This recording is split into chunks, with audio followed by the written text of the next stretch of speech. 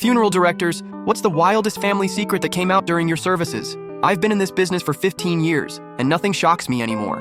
I've seen families fight over inheritance before the body's cold. I've watched widows bring boyfriends to their husband's funeral, but nothing prepared me for the Whitmore funeral last October. Chester Whitmore was 87 when he passed. Beloved grandfather, pillar of the community, donated millions to local charities. His memorial service was packed with politicians and society types wearing expensive black suits. I expected a typical celebration of life. That's when his granddaughter Violet stood up during the eulogy portion. "Before we bury this man," she said, her voice cutting through the church, "everyone should know who he really was." The room went silent. Chester's son tried to pull her down, but she shook him off. Grandpa Chester wasn't a saint. He was a predator. I've seen families argue at funerals, but this was different. Violet's hands were shaking as she pulled out a manila envelope. These are police reports from 1987, 1991, and 1994. 3 different girls, all covered up with his money. Chester's widow started hyperventilating. His son was frantically whispering to the pastor to stop this, but Violet wasn't finished. "He attacked me when I was 12, threatened to hurt my little brother if I told anyone. But I kept the bloody dress. I kept everything." She held up a plastic evidence bag. DNA testing wasn't advanced in 1998.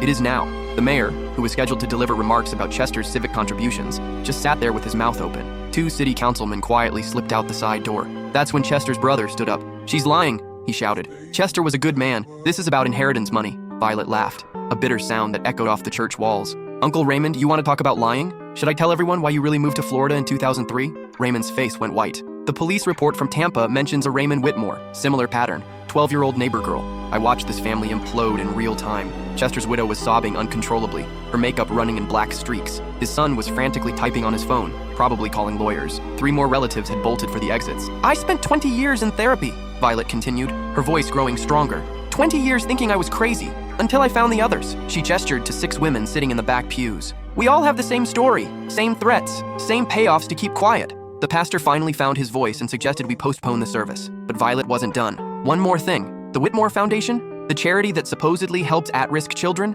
check the board members. Check where the money really goes." She dropped a thick folder on Chester's casket. 15 shell companies, money laundering, tax evasion, it's all there. Then she walked out, followed by the 6 women. Half the church emptied within minutes. I stood there with a $40,000 casket, 300 funeral programs praising a monster, and enough evidence to topple the city's power structure. The burial was attended by 12 people. 6 months later, 5 prominent businessmen were indicted. The foundation was dissolved. Raymond Whitmore was extradited from Florida and died in jail awaiting trial. Chester's estate was liquidated to pay settlements to 17 victims. And Violet? She used her grandfather's inheritance to open a center for assault survivors. It's called the Truth and Light Foundation. The center has helped over 200 survivors in its first year. Sometimes justice comes when you least expect it, even at funerals.